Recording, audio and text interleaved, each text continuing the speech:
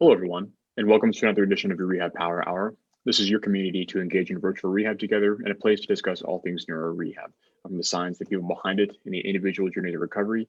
As always, I'm your host, Dr. Nick Housley. Thanks so much for being here on this Wednesday afternoon. I'm here in Atlanta, Georgia, and things are going well for us today. I've been pretty busy, but glad to have you here on our midweek Rehab Power Hour. As always, welcome anyone recovering from a neurologic injury, their friends, family members, or their care partners, as well as their clinicians to engage in this community with us today. We'll start with a couple of announcements before I dive into our double header today. We have 2 hours of Rehab Power hours, I guess, today. So as always, we have primarily 3 ways you can get in touch with me. The first of those is actually through the live stream. So if you have any questions or comments or want me to talk about a specific topic, let me know. Put it in the comments. I'll be watching the live stream today and we'll be able to maybe have a good conversation.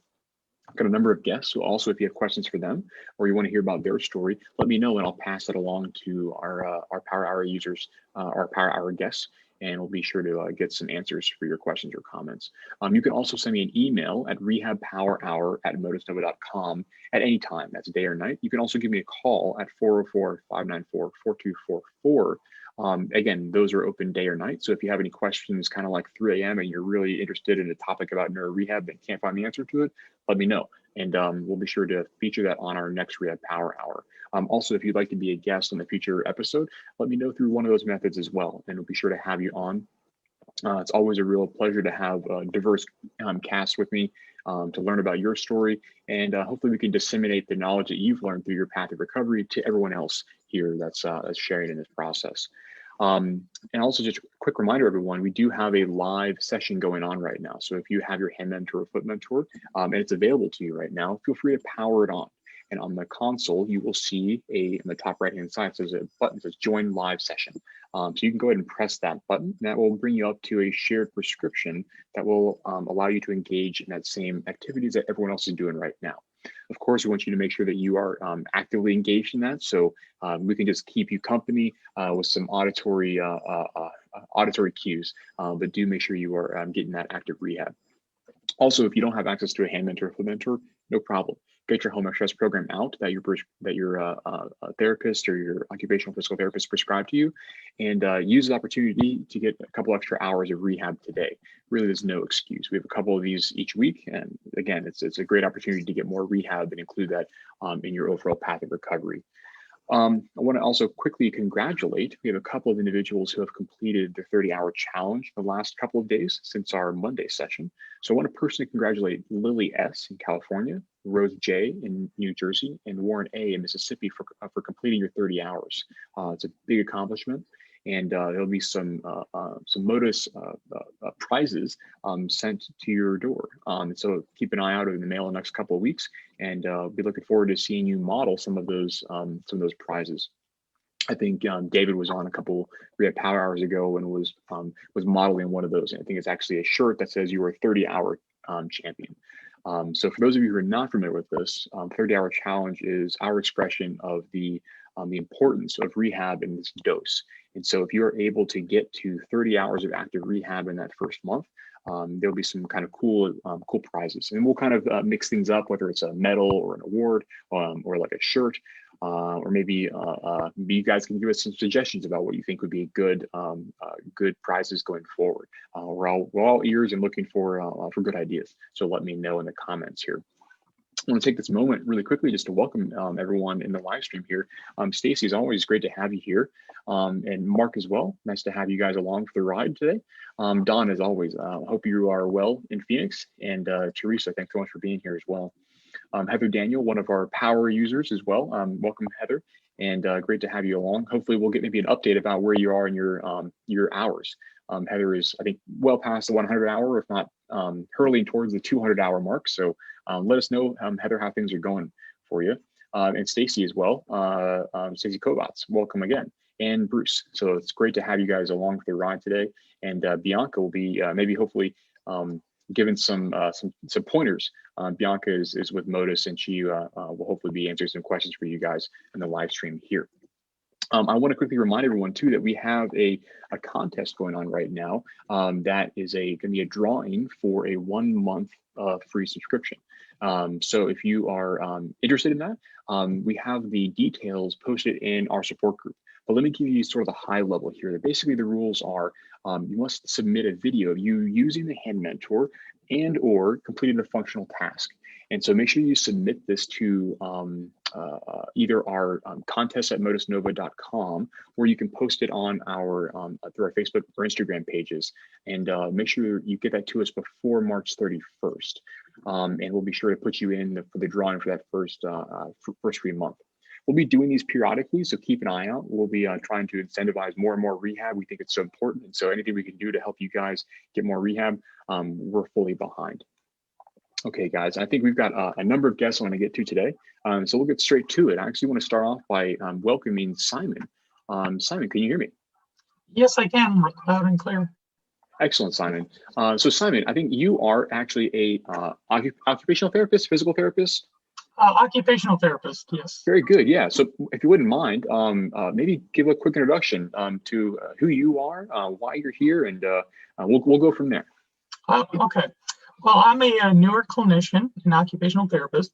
I was working in a hand clinic in Chicago for the better part of a year until the pandemic disrupted that. Now I find myself moving to Atlanta, Georgia. I'm already here, and I'm exploring using Motus Nova to continue to assist the outpatient population. From what I'm seeing during my trainings, I'm extremely excited by the potential of the technology. Well, excellent. Yeah. So first of all, welcome to Atlanta. It's a cool place to be. That's where Motus is based out of, and I've been here for basically all my life. So it's a good place to be. I like it here. So so tell me a little bit about you yourself. What kind of got you interested in occupational therapy? And we'll start there, actually. Yeah, absolutely. I got interested in occupational therapy because it really encompassed the jack of all trades, which has always been my education. Encompassing many multifactorial elements of human performance, whether it's the environment, the psychology, the biology, and I found that occupational therapy in particular allowed me to exercise a level of creativity, as well as using that creativity to assist people in meaningful performances, which in my experience is the most motivating. Mm-hmm. So what do you mean by creativity? You mentioned that word. I think you use that probably intentionally. What do you mean by that? Yes. So as we all know, every patient and every diagnosis is completely unique into how they respond. And everybody's situation is even unique. So that creativity comes with what factors are impeding this person, their particular impairments, and what particular goals are they interested in doing in a given action. For instance, maybe learning how to brush your teeth again or cooking again. And depending on these long list of factors that could impair somebody from doing that, there could be a whole host of solutions. Something as simple as just merely changing the equipment, such as the building of a handle, so it requires less input from the patient, or just exercises to target them to actually get back into that prior level, as well as exploring support networks and all that kind of stuff to make sure that everything and anything we can target is being targeted. And it just changes even in the setting, like a minute-to-minute situation. Sure. And so you're interested in using technology, kind of by nature of you engaging with us and starting to go through that process of learning how to be a telehealth provider. What kind of drew you to technology and how it can be used to help your patients clinically? Yes, I have, even in grad school, I've always been fascinated in technology, specifically robotics assisted technology, just because the world is progressing in that manner, and I feel that medicine should not lag behind with the times.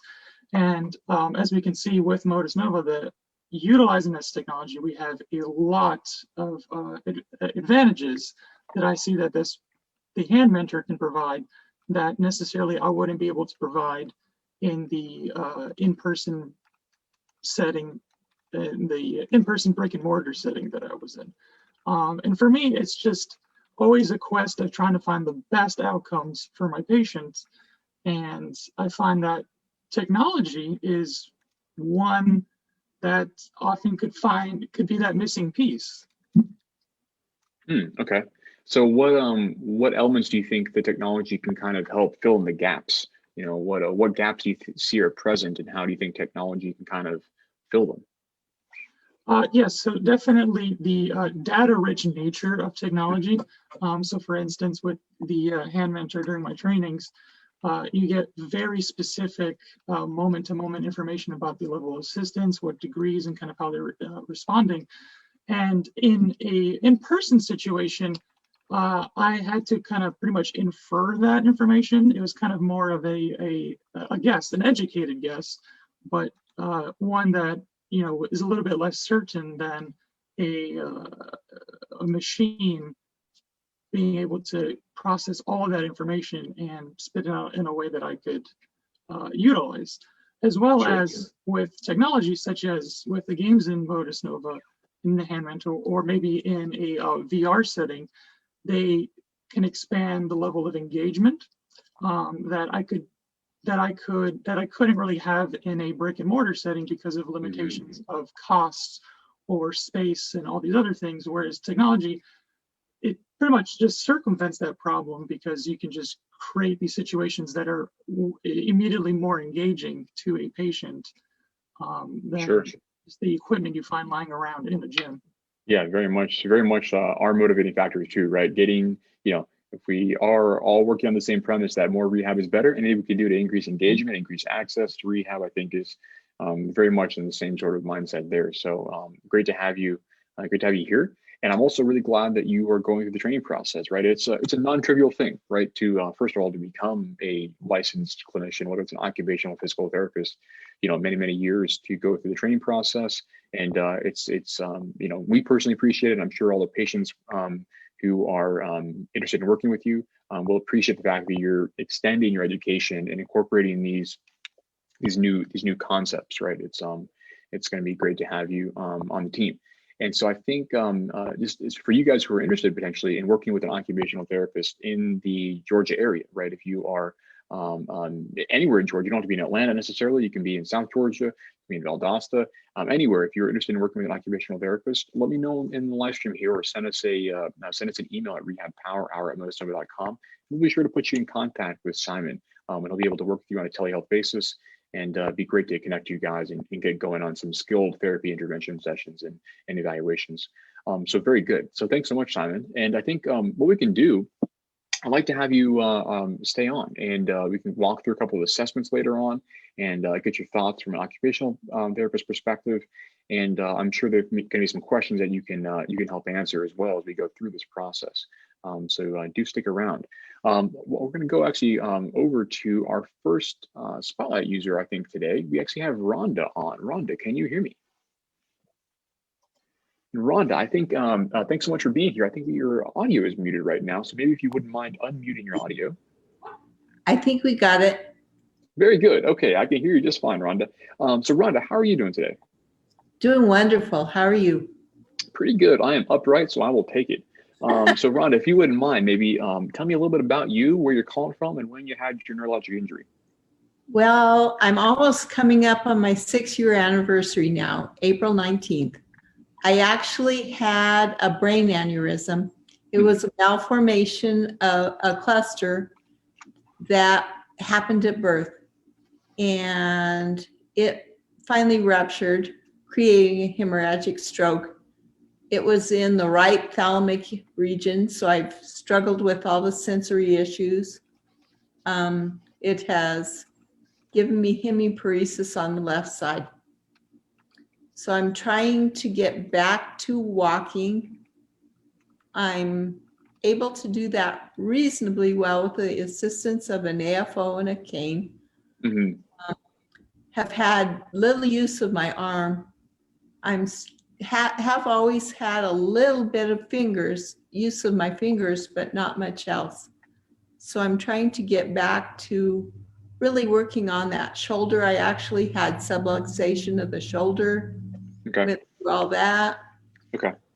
Gotten that under control. And now I'm trying to develop that shoulder and really get the wrist and hand going. Yeah, those are, first of all, thank you so much for that. It's always good to know kind of background, where you're coming from. And it's good, to hear your, 6 years post AVM, post rupture, and that you're still going for it. And that's it's a great story to hear.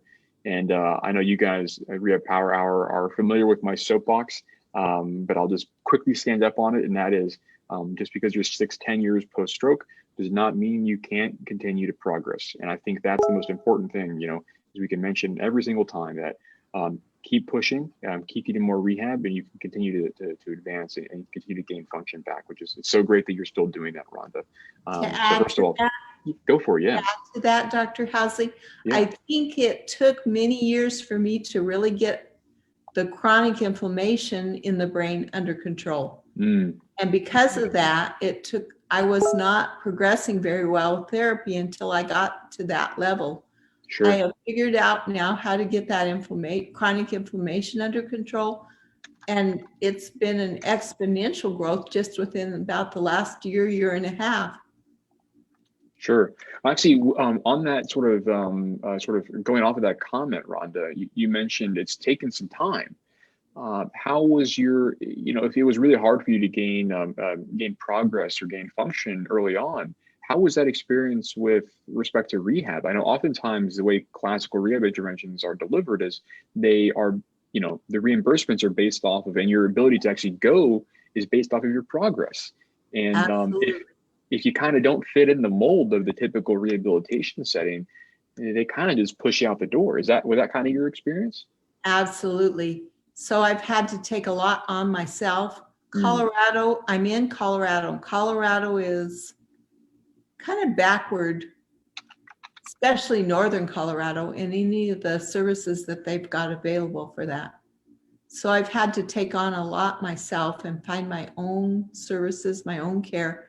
This has been huge for me because I can continue this at home and get therapy that I need. Yeah, and this is one of the reasons why we're here, right? Because we understand that the healthcare system, while it's really trying to help, but I think there are many issues where it can be a challenge to really get the care that you need. And so I'm really glad that we can be a part of your journey and help in any way we can. So really, really happy to hear that. And I'm sorry that you had those experiences early on, but glad you're figuring it out and learning what's best for you. And so one thing, yeah, go ahead, Ron. Also very excited to take this technology to my OT next week. I'm only going every other week, and I really would like, I realized when you sent me the list, we don't have any telehealth people, any clinicians in Colorado. So I would like to get her acquainted with you. Yeah, I'd love to have any clinicians on, whether it's your occupational physical therapist or even your physicians. I think a lot of what we are interested in doing is helping individuals, but I think by nature of educating providers that this is an option, there's really great capabilities due to that, because then they will know that this is a viable option for any patients that they see. We spent so long, the better part of 20 years trying to make sure the hand mentor and the foot mentor work, that we're kind of building up the awareness right now. And so, yeah, if you have an occupational therapist that is interested, let them know that we are here, and I am more than happy to chat with them and talk to them about, how the hand mentor could be used, with you in a formal setting. If they wanted to use it with like sign language with telehealth, that is a great option. So very excited about that. Now, one thing I'm going to ask, Rhonda, is any reason why you're only seeing your occupational therapist once every 2 weeks or so? Insurance. Okay. I think, actually, I'm going to ask everyone here in the live stream, is that kind of a common experience? Is that just insurance is not covering it that much? Or maybe let me know in the live stream here, how many times a week you're seeing your occupational and physical therapist? And this will actually go along with our conversation for next week with Dr. Wolf, where we'll be talking about what the science says and how many actual sessions you do, what do you get in those sessions. And then we'll kind of put that together with the scientific paper we talked about at this point a week and a half ago. And really call to question is, are we able to get enough rehab in the normal sort of therapeutic context. And I see Rhonda is giving you a little bit of a heads up there. Absolutely not. Yeah, and so yeah, a little bit of foreshadowing there. Unfortunately, we're not able to, and so we'll talk about the details coming up next Monday. But Rhonda, so it looks like you also have your hand mentor ready to go. Are you interested in doing an assessment today? Do you have any questions for me? Well, I guess the very first question I Sure. have, well, two questions. Mm-hmm. One, the forearm piece seems to be too long for me. Okay. So we need to talk about that and Okay. if I've got it fitted correctly. The other thing is I've got a very contracted hand, but it's getting much better with the use of this device. But I'm not sure that I've got the hand piece, the clamshell set up quite correctly. So I'll have questions as we go along to figure out those items. Very good. And actually, Rhonda, I'm going to ask you another question first, more maybe a preceding question. That is, how long have you had your hand mentor for? I've only had it about 2-3 weeks. Okay. Okay. Very good. So we're working together early in the game. That's my favorite part, is to work early on, and that way we can kind of make sure we're in the good, I guess, a good starting place, and we have our trajectory in a good direction as well. So very good. And I think you mentioned that you're already seeing some improvements in some range of motion potentially, which is really good to hear as well. So let's actually go. I don't want to do the assessment to start with. I actually want to talk about the fit first. And that's something that is super important, because we can do the assessment, but if we rejig some of the settings and some of we may have to redo that when we get a new fit. So let's start from our basics, and that's going to be the actual fitting the hand mentor to you. That's of course a very, very important aspect. And you mentioned a couple of things that caught my ear, and that was the length of the hand mentor, whether or not it's fitted on your forearm. And so let's go ahead and talk about these individual elements, and hopefully this will be helpful to everyone else here that's maybe new to using the hand mentor. So I do have one here, guys. And one thing that you mentioned, Rhonda, is that the length of this hand mentor might be too long for your forearm. And maybe if you could describe what exactly you're experiencing. Is it coming off the side, off the back of it? What's going on with you? Yes. So it extends probably, I don't know if you can see it, but it extends at the back, probably about 2-3 inches past my elbow. Sure. Yeah. And let me first start off by saying that's completely normal. Okay. One of the things that we have to do here is, in order to reduce the cost, reduce the complexity, is we have to make it kind of one size fits most. And I'm using the word most intentionally. It's of course not one size fits all. It's one size fits most. And one of the things that has to happen is it has to be long enough to create a lever such that the muscle can actually do its work. And so one of those things is, you're exactly right. In certain situations, it may actually come off the back end of your forearm. That's okay, really okay.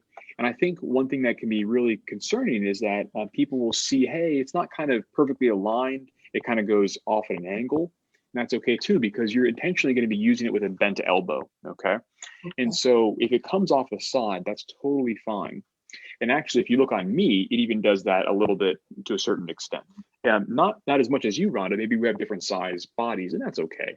But the main thing to worry about is whether or not you have alignment about the wrist and the hand, right? And it doesn't, if the hand mentor is trying to be in line too much, it may actually kick that out of alignment, okay? So that's about where I've got it. Yeah, exactly. And so I think the one thing that you need to worry about, and I will start off by saying this level of alignment is super important. So wherever your wrist joint is, and you guys can probably feel this on your own hand and wrist, this wrist joint needs to be in line with these two joints of the hand mentor. So imagine drawing a line straight through those, okay? And that needs to be in line with your wrist movement, okay? Now, once you have that, the next thing to do is to make sure that you got good coverage of your hand, okay? And so what I mean by good coverage, and this is what you're talking about, the individual, the clamshell. I often will call this a clamshell because it kind of looks like a clamshell to me, where this interface can kind of go up and down like this. This needs to be fairly snug on you, but it needs to be fit correctly. So if you have your fingers out like this, that's no good. We want to have better coverage than that.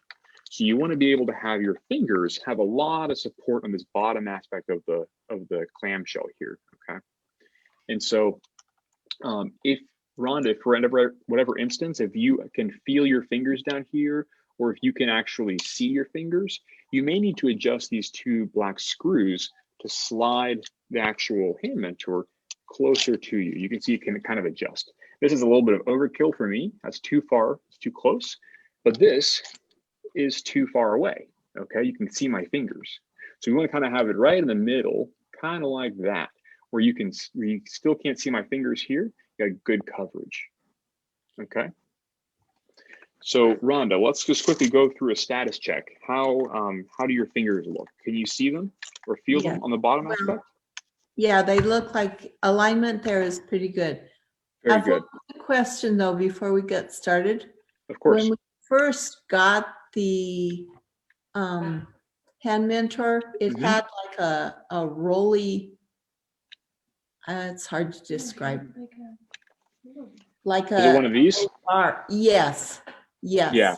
So one of these, if you have a significant contracture of the wrist or the fingers, this is an alternative strategy for the hand interface. And so you can imagine this whole clamshell being replaced by this, okay? Oh, okay. So it's instead of, not part exactly. It is instead of, right? We honestly prefer to have this pseudo extended position because it's going to have your fingers in a neutral position. And we prefer that strategy because otherwise we're going to encourage this curled posture, okay? And we really don't want to encourage that. But if you do have a true contracture, in which case you can't physically extend your fingers because of the tissues are too tight, then this is an alternative. But we really try not to default to this if we can avoid it, simply because ultimately to unlock more function, we have to be able to extend our fingers, okay? And so if you have a lot of tone, that's fine. We can still use this traditional sort of finger extender plate or the clamshell. It just may take a little bit of time to kind of get your fingers in this more straightened posture. But I've worked with a number of stroke survivors across the many years at this point that you can certainly, even with significant tone, get your fingers extended in this. So I think you're right on the right track there. If you have to start with this, that's okay. But we'd ultimately like to progress to something like the normal pad. Thank you for the explanation. No worries. That's what I'm here for. Okay. So and then with respect to the hand mentor kind of going off the edge of your forearm, that's fine. And actually, if you guys can see me here, what I'll do is I'll typically use it sort of in a bent form position, maybe 90 degrees, maybe 120 degrees. And you'll have some of the hand mentor aspect coming off the back end. That's okay. It should not be perfectly in line with your wrist. We don't really want you to use it like this where it's perfectly aligned. We want you to use it in a more neutral posture. So it's totally fine to have it come off the back end like this. Now I would avoid having the cables come on this side of you. That may make it less comfortable. So I'd recommend it if you're using it on the right side, like I am right here, have the cables come off on the far right side. That way it's more comfortable. Simultaneously, if you're using it on the left-hand side, have the cables come off on the left-hand side on the outs. Okay? So I think what you're experiencing, Rhonda, completely normal. Well, I think initially I was trying to use it with too much of an extension type setting. Yep. And seeing that we're wanting to get more of a 90-degree angle, that helps a lot. Thank you. Yeah, you shouldn't have to use it straight out like this. That's not a good situation. It's going to naturally be bent anyways, because when you're going to try to adopt a posture that you can overhang, let's say off of an armrest of a chair or armrest of a couch, or maybe even on a table, you're going to have some bend in your elbow as well.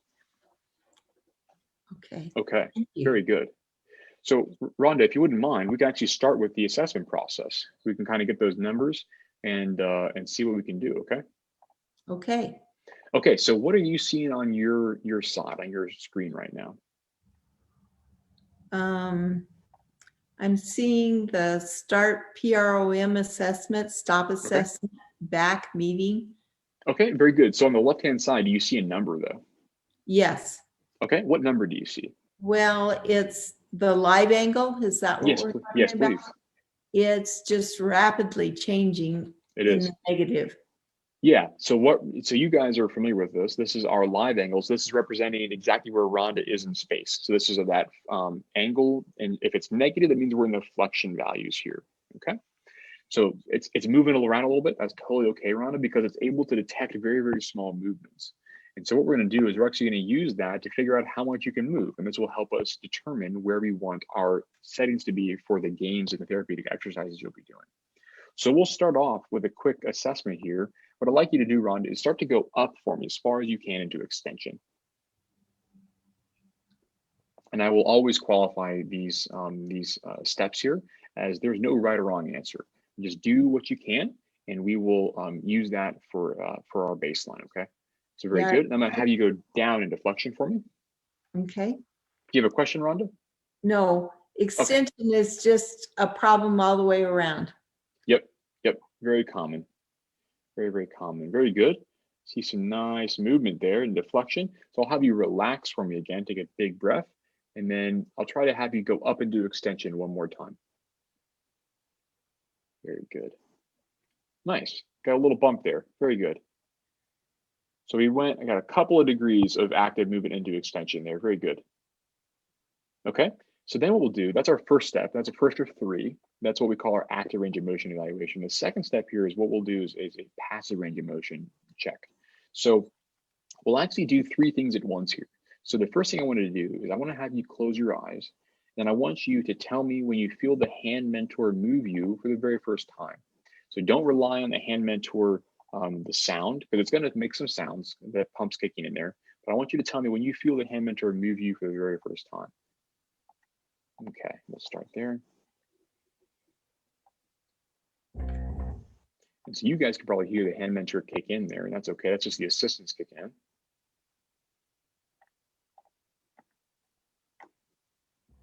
And like we've done before, guys, this is helping us check exactly where Rhonda's ability to detect movement is coming from. Okay. So I'm feeling very tiny little bits of movement there. Okay, very good, very good. You can, at this point, since you kind of felt that, you can kind of go ahead and open your eyes. And the next thing we're going to do, Rhonda, is I want you to let me know when you start to feel kind of a stretch, okay? So we'll move through our passive range of motion. I want you to tell me when you feel any sort of stretch about your wrist, your hand, or your forearm, okay? And we'll keep jumping up here. I already looked at her data beforehand, so I kind of know where we're working with. It's a good help. Any stretch yet, Rhonda? Any sensations in your arm or your hand? Oh, I feel it, but there's nothing uncomfortable. Very good. Okay. Yeah. The name of the game here is to not be uncomfortable.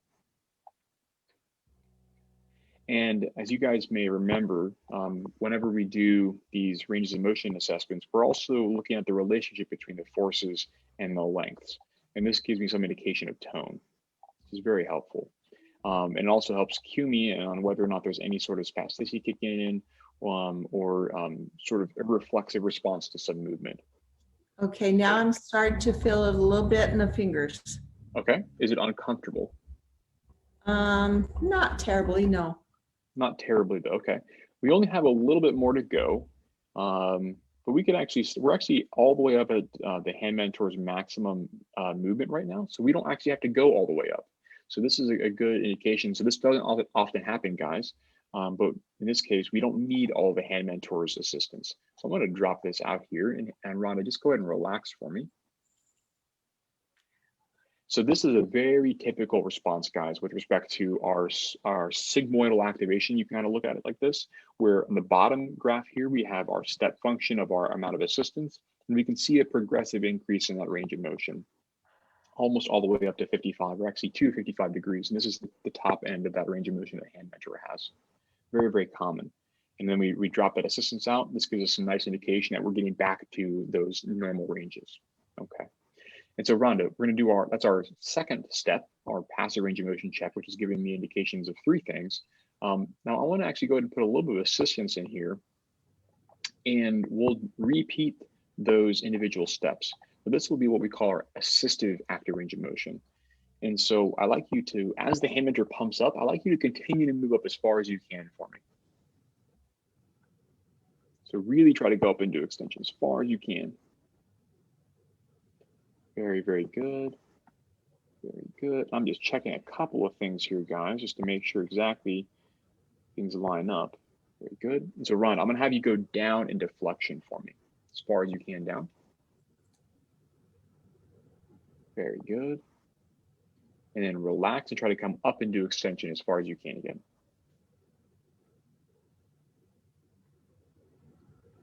Ooh, very good. Got a little bit of bump there. You see that? You can see those live angles kicking in there. You got about to 40 degrees with that assistance. Very good. Okay, this gives me some good information here, Rhonda. I'm gonna actually make a couple of modifications to your existing numbers right now. And what I'd like you to do is on your top left side, go ahead and hit the back button for me.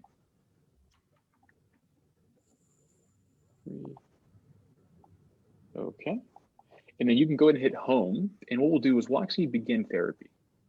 And we'll walk through a couple of these individual games to make sure things are going well, okay? Okay. And I do apologize, guys. I guess Rhonda's having some issues with the internet connection on her side. So we're not getting video right now, but we can rely on the data, thankfully, to give us a nice indication of what's going on. So do you want me to hit begin therapy? Yes, please. Okay. So let's see. And while we get Rhonda up and running here, I think I have some questions that I'll get to in our live stream here. I think, let's see. Got a question here. Maybe this is a question. Well, let me first say this. So Simon, Stacy Kenworthy is saying, yeah, an occupational therapist in Colorado will be wonderful. So it looks like there's some interest to have more OTs involved. That would be great. To have more colleagues across the country engaging in this, and maybe Rhonda, we'll see if we can get some your therapist on board, and then if there's any other occupational therapists on the air, and you're interested in actually engaging with us and learning how to do telehealth, let us know, and we'll get you trained and start working, getting some patients referred to you. I also want to say hi to Lily here. Hi, Lily, how things are going. Lily mentions that Kaiser in Northern California gave no therapist services after COVID, and it does not qualify for home therapists and not covered by, I guess, Medicare guidelines. And I think maybe this is a common experience. I mean, I don't know, everyone else, if you guys had issues with COVID and trying to get your therapy services covered. Simon, I'm gonna ask you, is that kind of one of the reasons why you are interested in doing telehealth? Do you have some issues with getting your patients covered for their care? Yes. Definitely with COVID, there's always these limitations of precautions, and you certainly get that huge benefit from telehealth. So that safety concern is the huge piece there. But also from an assurance standpoint, I feel like with telehealth and these emerging technologies like the Hand Mentor, as long as there's some data to back it up, insurances could be a little bit more willing to try it if there's kind of you can provide more data, a new technique that hasn't been tried before, which shows a little bit more promise. Especially with these folks that kind of have longer stroke histories where they've kind of been through the system, they've tried a host of other things. If you know that you can offer a different approach readily, that could allow these third-party payers to be a little bit more willing to try that instead of you just kind of repeating what has already been done. Yeah, great comments there. Thanks, Simon. So Rhonda, let's go ahead and have you start your therapy. Is it spinning up yet? Yep, it's there. Very good. Okay, so what we're going to do, Rhonda, I'd like you to, with these new adjustments here, I'd like you to go through a couple of your actual therapeutic activities. And what I'm going to do, I'm actually going to jump over to Lena real quick, but I want you to let me know how things are going, and I'll circle back around in a couple of minutes, okay?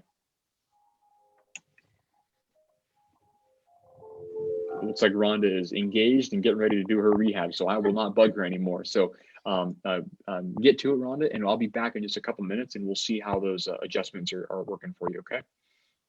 But in the meantime, let me go ahead and just reintroduce everyone. This is your Rehab Power Hour, and I'm your host, Dr. Nick Housley. Thanks so much for being here on this Wednesday afternoon. If you have any questions or comments for me, do post them in the live stream here. You can also email me at rehabpowerhour@motusnova.com or give me a call at 404-594-4244. You can leave me a voicemail there. I'll be sure to answer your questions either today or on our next Rehab Power Hour. So I'm going to go over to our next spotlight user, and that is Lena. Lena, can you hear me? I think, Lena, you have you're on mute right now, so maybe we can get you unmuted and get things going there. Hi, how are you? Thank you for having me.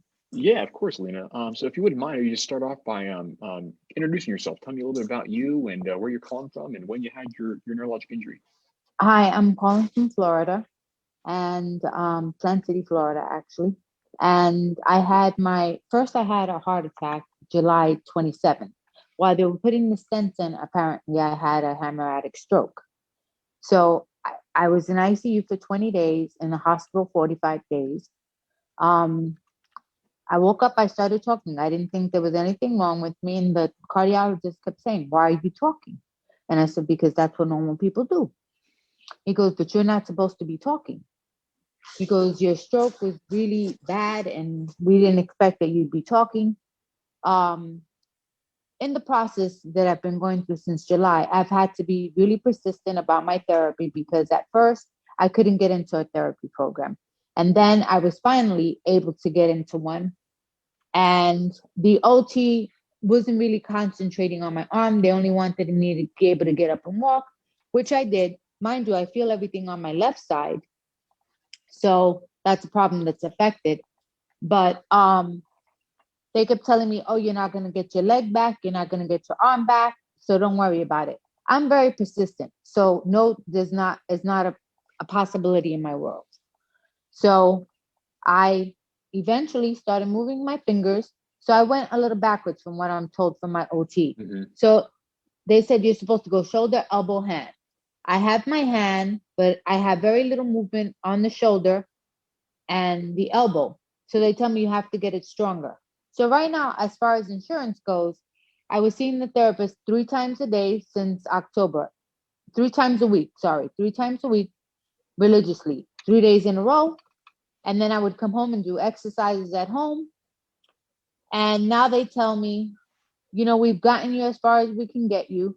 So now we're down to 2 days, but I only have 2 more sessions of OT and I'm done. Okay. I'm walking just fine, a limp, but I'm working on it. So it's just the leg is still a little weak, but I'm working on it. The reason I got the arm mentor is because early on in my stroke, I don't know how somebody had contacted me from your company, and I was really interested. So when the OT told me that they've gotten me as far as they can, they want to take a 6-month hiatus and see how I do, and then we'll reassess. I said, I'm getting the hand mentor because I need to do something. I can't just say I'm going to stay disabled. I don't want to be disabled. I want to have my hand. I know that I'm not going to get it back 100%, but I at least want to get it where I can lift it and do things like that.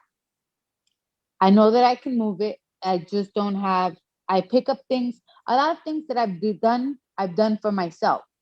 So like I constantly get a bottle of water and I put it in my hand to give my hand a little bit of strength. So when we first started, I only had 2 pounds of pressure. Now I'm up to 11. Excellent. But it wasn't, like I asked OT, they've given me a lot of exercises to do at home, but it's nothing that I feel is taking me to the next extremity, to next level. Like turning the light and turning it off. Like I tell them, I'm not a lefty, so that's not my dominant hand. I drive because I have my right hand and my right side. My left side is not my dominant side. So, but I still need it for a lot of little things. So I would like to have my arm back to, to some function that I can function. I don't get a lot of tone, so I can bend up and down. So what I had told Mattis, in the games that I'm playing, I want to make sure that I'm targeting strength and maybe getting some more shoulder movement so that I can wake that part of my arm up. I know that it's awake, but it's not 100% awake. I can reach up and touch my face lightly, but that's about it. Yeah. I can't go against gravity. Sorry. Sure. I think, no, it's always good to hear. I think, first of all, it's really awesome to hear that you are kind of bulldogging this. You know, you really have to take, you know, often be your own best advocate. And so that's really, really encouraging to hear. And it's really awesome to hear that you are so motivated. And so we're right along there with you. And with respect to the hand mentor and its ability to help, I think the clinical trials are fairly clear here, and that is that it improves strength and range of motion. That's very good. But the most important thing is that all those strength and range of motion effects translate into real function. And that's kind of where we always say that's where the rubber meets the road. Can you do more things that you couldn't do before after a period of using a hand mentor? And that's what the clinical trials say. And so really excited to make sure that you actually kind of hit a bunch of different topics here, you know, about how the hand mentor can help with respect to not just the wrist and the hand, but how does it help affect the wrist and or the elbow and the shoulder. Making sure that the stimuli, the training, the therapeutic exercises are hard enough to challenge you to induce these changes.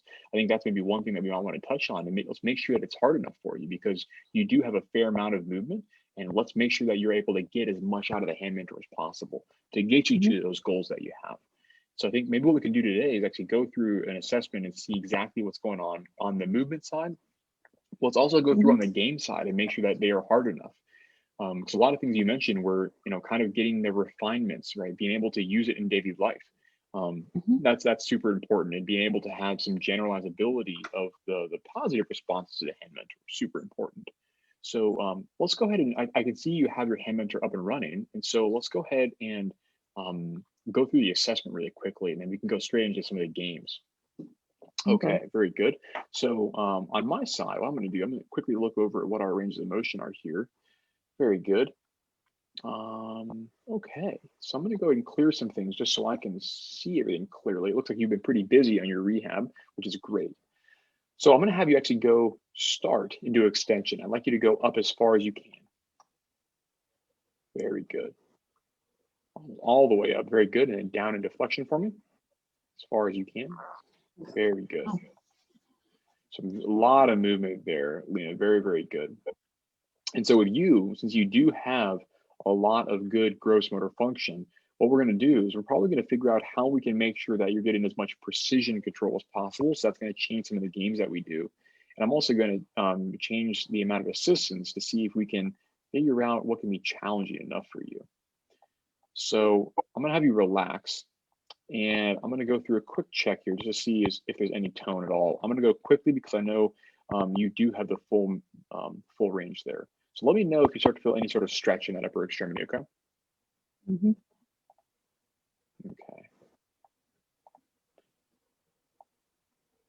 There we go.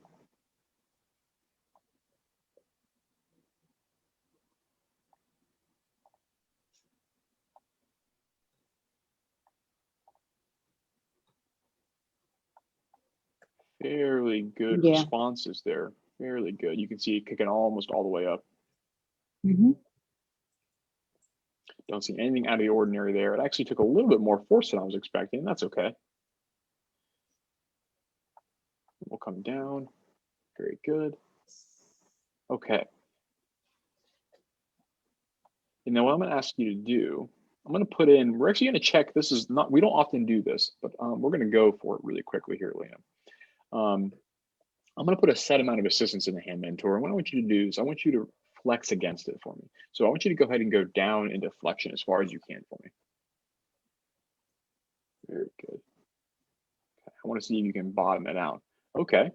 Well, how hard was that on a scale of 0 to 10, where 0 is very easy and 10 is, oh my gosh, that was the hardest thing I've ever done in my life?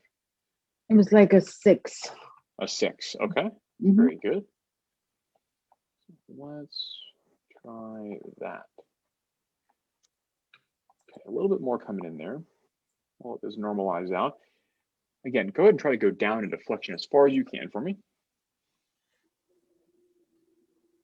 Okay. I say that was a 7. A 7, a little bit harder. Okay, very Mm-hmm. good. I think we're going to try to find out. This is, again, like I said, this is not classically a way we use the hand mentor, but this is a way we could figure out how strong that upper extremity is, and we can figure out what we would need. It's almost like going and figuring out what your maximum voluntary contraction is, right? How strong are you? And we got to figure out exactly how much force we need to apply to make it difficult for you, to make it challenging. Okay, so I'm going to go back down here. A little bit of assistance coming out. You can go ahead and start to flex for me and go down all the way for me. See how far down we can go. And how was that? That was fine. That was like, it wasn't really challenging, but it gets challenging when I get to the end part of it. Yep, exactly. And this is what's going to help you get that grip strength back, right? So this is one of the ways we can use a hand mentor in a really kind of interesting way, where if you're trying to get function and strength, we can kind of flip it on its head, where the normal assistance that's used to help people gain extension, we can actually leverage to help us regain grip force and upper extremity strength. So very good. So let's go ahead, and I'm also going to make a couple of significant changes to your range of motion. I think when you first started, you were kind of at the lower end, and we're going to really crank it up here because you do have so much assistance, or so much movement ability. So let's go ahead and have you go back for me, the top left side, and we'll actually go through some of the games. And while we do this, Dr. Housley, if I could just interject. Sure. In this unique case, would you want to turn off dynamic assistance then, so that the AI doesn't decrease the assistance when she goes into flexion? So in certain situations, we might want to do that. But if, for instance, here's the challenging thing. So the AI is going to watch, and it's going to allow Lena, in this case, some time. And so only in those situations, so here's the thing. So if we have 70% assistance in the system right now, and she's not able to fully get down into flexion, but that's enough. It's going to provide enough time for her to fully contract against it, and then to complete the task, the AI will kick in and remove that last little bit. The thing I don't want to have happen here, Simon, is there's 2 factors here that are making my decision making go for this right now. The first of those is, because we're working in more of a strength training program, there's the potential of having some fatigue kick in which case the amount of assistance may need to change. And basically, to bottom out, we may need a little bit more and more assistance. And so that's going to be one of the keys. The next of these is that with respect to having that bottoming out, I don't want to fully, I guess, have us have a floor effect. And this is going to help us not have a floor effect on both cases. So it's good for the bottom, it's good for the top. So that I think, and we may find that maybe she doesn't fatigue, in which case we wouldn't necessarily need to do that. But this is going to be my first entry level stab at this. And then what we're going to do is we're actually going to see exactly how Lena's performing, and we'll make a call based on that. I will say this though, Lena, I think we can probably do some different games with respect to your challenge. Do you have games that you like right now? I like the ones that you have up. I like all of those, which is like all of them. Space. Yeah, those that are there, I like all. Strongman is one of my least favorites, but everything else I like. Yeah, I was actually going to remove Strongman. I think you have abilities that are a little bit above Strongman. So what I'm going to remove the 2 Strongman exercises.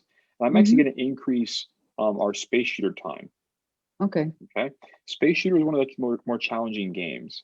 And do you remember Sphero at all? Yeah, I played it once. Okay.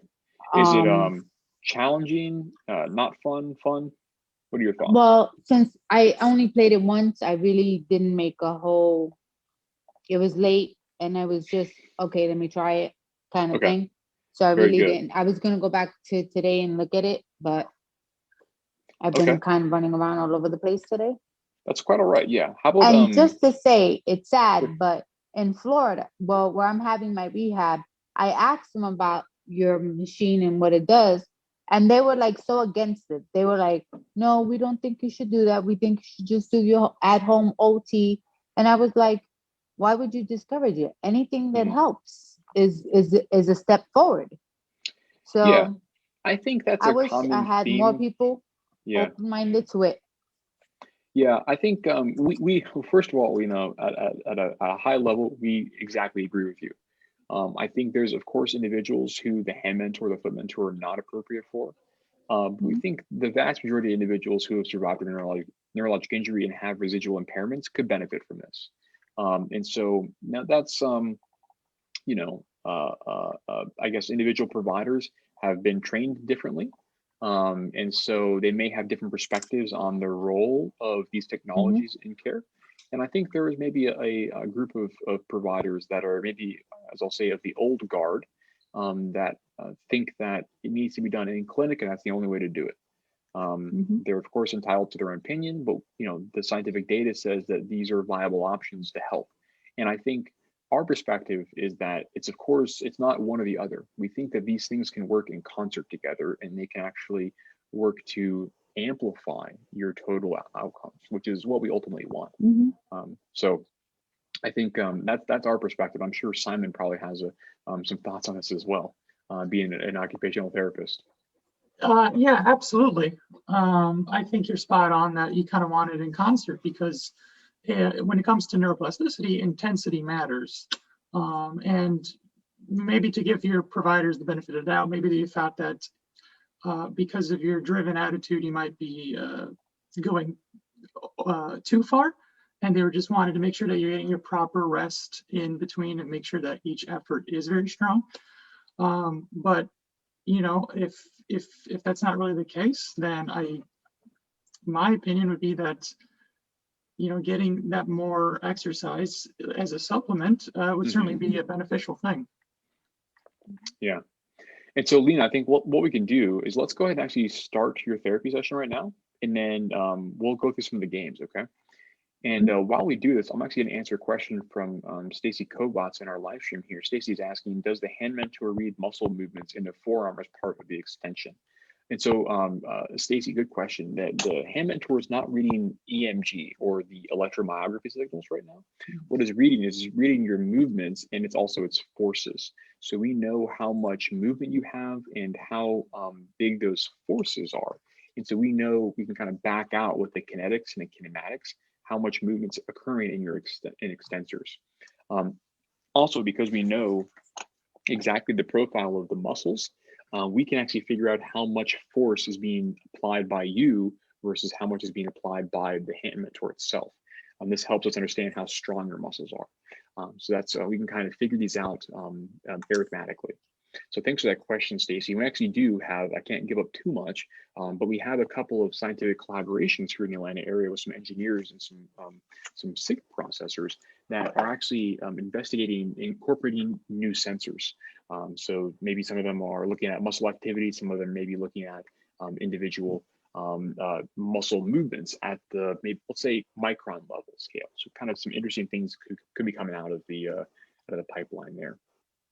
So thanks for that question, Stacy. I do see a couple other questions in the stream here. I'll get back to them in just a second. But Lena, what are your thoughts here? Is this a bit harder? Yeah, because I have to hold, before it would take it all the way up. So now Yep. I have to bring it up. Yep.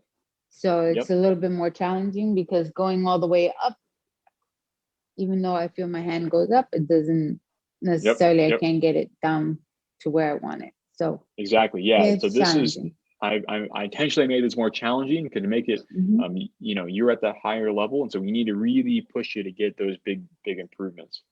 So what I'm going to have you do, Lena, real quick, is I'm going to have you continue on and do a couple more of these individual reps and exercises. I'm going to jump over back to Rhonda really quickly and see how Rhonda's doing. Rhonda, can you hear me? Thank you. Yeah, of course, Lena. I think Rhonda, your audio may be on mute right now. So let me know if you can get me back on audio.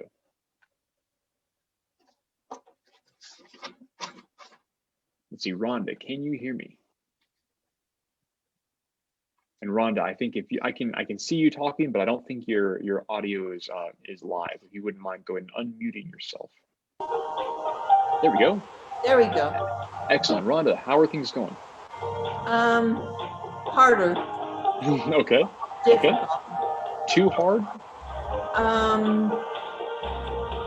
A little bit I've noticed quite a bit on the flexion that it's a lot harder. Okay. It's making it a little bit hard. I'm having to struggle more and really throw my whole body into it to be able to get flexion. Yeah, so I was seeing this, guys. And actually, if you look on my data stream here, you can actually see that process happening right now. So you can see these bottom blue dots, or these bottom blue lines here. They're kind of slowly creeping up. This is indicating that Rhonda's flexors may be fatiguing a little bit, okay? Because we're not able to get down to that same level. In which case, we can reduce a couple of things. We can either, in certain situations, this could be actually okay. This could be a way that we could actually fatigue out some of the tone. This is a classic way of doing this.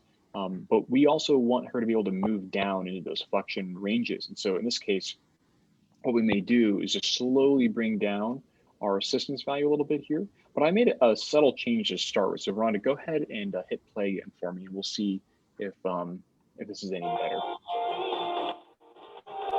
Okay. So what I was doing, guys, is just a small modification in ranges of motion to see if it's a bit more easy to complete. So Rhonda, what are your thoughts on that? About the same? A lot easier. Okay. Shouldn't be too much easier, but at least it should be doable. Yeah. I think that's the other thing too, is making sure that the rest periods are long enough. So actually on that note, Rhonda, which game are you in right now? It's the one like the old Pong. I don't know okay. what you guys Cosmic Tennis. Yep. So what I'm going to do, guys, this is good. You don't often see me doing this, but we can actually go in on my prescriptions tab here, and we can actually change the rest period. So right now there is a basically a 1 to 6, or I guess a 6 to 1 work to rest ratio here. So she's working for a minute before she gets a 10-second rest period. So what we're going to do is we're going to increase that by doubling it. We'll see if we can get some additional rest, and that will then help Rhonda get more effort, right? Because we have to, it's working very hard, that's okay, but we also have to have requisite time to adapt, and that's a really important aspect here. You guys can see the immediate effect of that rest period right there. We're able to get further ranges of motion, and so that's some real, very obvious evidence that Rhonda needs a bit more of a rest period. So you can see we're able to get further up into extension and further down into flexion, which is really good. I'm really happy with that. Okay. So Rhonda, I'm going to have you continue on in these couple of individual exercises. And I'm going to jump back over to Lena real quick and see how Lena's doing on her exercises here. Okay, Lena, how are things going on your end? I think, Lena, you are actually on mute right now. I apologize. There we go, It's Lena. better. Okay, very good. On the games, like I said, going up, it's a little bit more challenging. Good. So. Very, very good. Okay. And I think what I'm going to do, actually I have a question here. This is maybe a fairly in-depth question, so I may spend a minute or so on this. Go ahead. A question here from Robin. The question is as follows, guys. It is, how is Myomo different than the Hand Mentor? Okay. So for those of you who are not familiar with Myomo, Myomo is one of these electromyography or these EMG-driven exoskeletons that we've had a conversation kind of about the difference between therapeutic devices and assistive devices before in the past, but we'll kind of talk about this again. So I think Myomo fits into this category of being an assistive-based device, and that's different than the Hand Mentor, which is a therapeutic-based device. And so what I mean by this is you can put the Myomo on very much like an AFO, or you can put a Bioness on your tibialis anterior to help with foot drop. And these systems would be able to help you immediately potentially regain function. Now, here's what's happening though, is those things are actually kind of bypassing your normal neural circuitry, your own volitional control of your upper extremity in this case, and augmenting that. And in most cases, it's basically just providing broad electrical activity to your arm to increase the excitability. Now, that can help you, of course, by allowing you to move more. Now, the problem with that is, sort of consequence of that is it doesn't necessarily mean that you will be able to have that same function when you're not wearing the device. Just like if you take the Bioness off the front of your leg, you're not necessarily going to be able to contract that and prevent foot drop again. So you do have to have those devices on in order to regain that function. That's different than the therapeutic devices that are intended to be used as a dedicated interventional tool, in which case the effects are designed to carry over and for you to have persistent effects. The sort of example here is being able to sit in front of a piano that plays itself, right? It will have the sort of impression of you being able to play a piano, but 2 weeks down the line, when someone asks you to play that same piece, you won't be able to. You haven't learned how to play the piano. That's different than actually sitting down and learning how to play the music. And that's a very, very different process. And so our process with the hand mentor and the foot mentor is you use it as a therapy, as an interventional based system, and you get the carryover, the residual effects, which will last well beyond when you have to have the hand mentor on. And in fact, the hand mentor is not designed to be used while you're actually doing functional tasks. It's designed to help you improve the strength and range of motion and your motor control, but then carries over into functional tasks. So there's a big difference there. So hopefully that helps, Robin, with your question. I thank you for that. It's a really good one. And again, just at a high level, these different approaches, these different devices, if you will, they're not antagonistic to each other necessarily. They can be used in concert. So if you have something that you want to get a immediate effect, you of course can use these tools. And then they can be used in concert with something that is maybe an interventional based system. So I guess, of course, it can be used together. And I will say this, that oftentimes individuals have to make decisions based on financial constraints. And so this is really up to you about how you would prioritize using any sort of tool that can help you recover. If you are prioritized, if your incentive is that, hey, I want to have function now, then maybe something like that could be more appropriate, as opposed to someone who wants to have long-term functional improvements. You may consider a interventional based system that can help you have those long-term carryover effects. That is it's maybe as a nuance, but it's important to consider nonetheless, because often we're all faced with restraints and constraints financially. And so for those of you who have the ability to do both, I think you can gain significant benefits from incorporating both. That's kind of high level though. I think maybe Simon, do you have any kind of thoughts on this? No, I think you really hit it on the head. With my experiences working with people with stroke, it usually was a very concerted effort to have all these different tools in their toolkit to just see how people respond, because you never really know. So the more options they have, certainly you tend to have a better outlook. Yeah. So I agree. And it's just, yeah, and I've actually worked with some of these devices that you're talking about, and there are some differences in there in a way that I think you described the subtleties well. Yeah. Well, thanks for that, Simon. I think the big thing too is about priorities, right? And everyone is going to be making, hopefully, are driving their own care. And so I think if you are making a decision that, hey, I want to prioritize my long-term outcome, I want to invest the time in that now, something like the Hand Mentor or dedicated therapeutic device can be really, really beneficial. So very good, guys.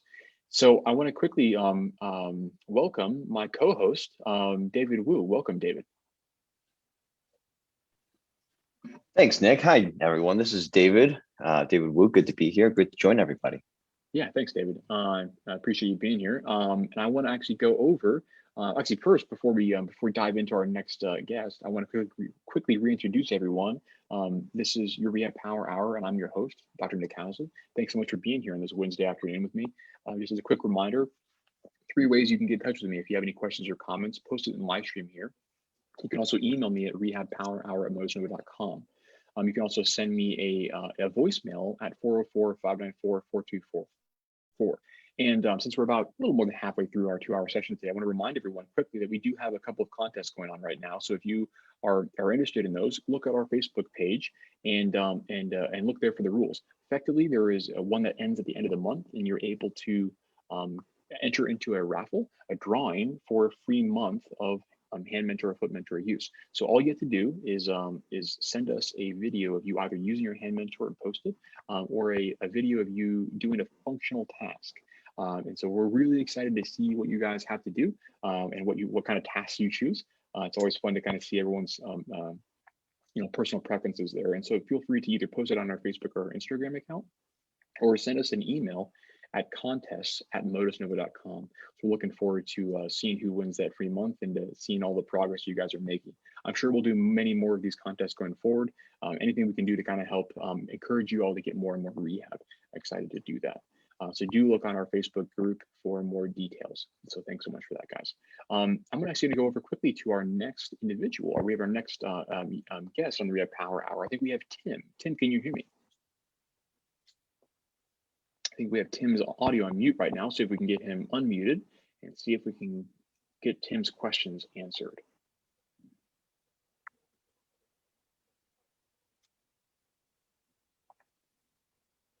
I think, Dave, we have your audio on mute if you were trying to say something. I see you talking. Thank you. Thank you for that, Dr. Nick. Yeah, just a little quick thing about the contest. Sure. It's something that we're encouraging everyone to share kind of their experience with the hand mentor or the foot mentor, and also really to show off some of the functional tasks or functional gains that they've made. We found that it's really motivating and helpful for everyone. And we can kind of share strategies as to kind of how we're practicing with getting to different functional tasks, because at the end of the day, that's what we really want. We want people to be able to do more of their life independently. So please send in your videos and we'll be happy to then share that with everyone. We hope that really adds to the community. Yeah, very good. I think we have Tim's audio on now. Tim, can you hear me? You hear me? Yes, I got you now, Tim, loud and clear. So Tim, if you wouldn't mind, maybe start by introducing yourself and tell me where you're calling from and when you had your neurologic injury. My name's Tim Martin. I'm from Ponte Vedra Beach, Florida, which is the Atlantic Ocean. Mm-hmm. And I guess it's nice outside, but I'm in here doing this, so. Very good. And Tim, when did you have your stroke? 29th of June. Okay. And I spent 1 month in Brooks rehab, and then I went to a step down facility for another 2.5 months, and totally paralyzed from my right hand. I could barely even sit up. I couldn't walk at first. I walked now with a cane. But anyway, when I got out, they give you a few little blocks to grab onto, but out after a while, I said, this is not going very far. I checked online. I saw your program, tried out for a month. I said, hey, what do I got to lose? Within, I'll say, days, not even a week, I started to feel more movement in my right hand than I felt this whole time. I mean, Let's see that. Yeah. That's fantastic. Very good. Very good, Tim. Very I can good. make a partial fist. I mean, I can't do a fist like this, but let's see. In fact, I can even do a partial fist. Mm-hmm. I feed myself. I still eat with my left hand, but with the right hand, I'm putting it on the table and I'm holding onto the plate or whatever. So I'm trying to incorporate my right hand in various tasks that I can. That's great. Yeah. And with bodily functions, I'm sorry to mention this, but those are important. Yeah. I'm able to bend over and do what I need to do. Yeah. Use my right Yeah, hand. Tim, there's no issue in that here. I mean, we're all on the same team. I think, everyone, all of those functions are important. Quality of life, being able to take care of yourself, feeding, bathing, all those tasks. That, but that was a eureka moment. I can bend over and do that. Yep. Something I think a lot of us who, or anybody that hasn't had a stroke, take for granted. A lot of being able to toilet independently is a big thing, and we're all rooting for you to get more of that independence back. Something I want to really quickly touch upon, Dr. Nick, that Tim mentioned here, that I think that you've mentioned in the past as well, to start using when Tim got some more movement back on his right hand, he started to use it more throughout his day. He had mentioned when he was eating dinner, he'll hold on to the plate and things like that. How common is that? And is that something that you find is helpful? Yeah, I think it is. I think being able to incorporate the gains that you're making, right? If it is just some increased strength, if it is some increased range of motion, you have to find ways to incorporate this in your daily life, right? You can't just expect to see, oh, I got more movement, I got more strength here. In order for us to really solidify those improvements in real function, you have to incorporate it into your daily life, because what happens there is all those things build upon each other, and you get this really nice positive feedback loop where your daily tasks become your rehab. And then at some point, it's not rehab anymore. You're just living with your arm again, which is really the ultimate goal. So I think you're right on the path there, Tim, doing the right thing and trying to incorporate what gains you're making with the hand mentor into your daily tasks. So congratulations there. Can I add to that a little bit? Sure. Please, Tim. Yeah. Because for the longest time after my stroke, I just kind of gave up doing anything with my hand because it just lay there. Yep. Do therapy, and I'd say I can't. Now, when I think of doing something, I'm showing off, I know, but I just show all the new tricks I can do. My mind. I think the young kids, the youths, are saying that's called a flex. I think you're flexing on everyone now. So so it's really good, Tim. I think honestly, the experience you're describing is so common, right? Because if the impairments are significant, it can be disheartening. And in order to regain that, you have to stay motivated like you are and say, hey, I got something. Let's continue to use it and continue to build on that.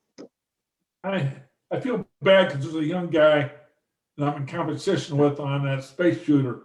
I beat him. I feel like I want to remove my name and let him be first place because he seems like a really young guy. I felt bad that, here I am, an old man, beating a young guy on a space shooter. But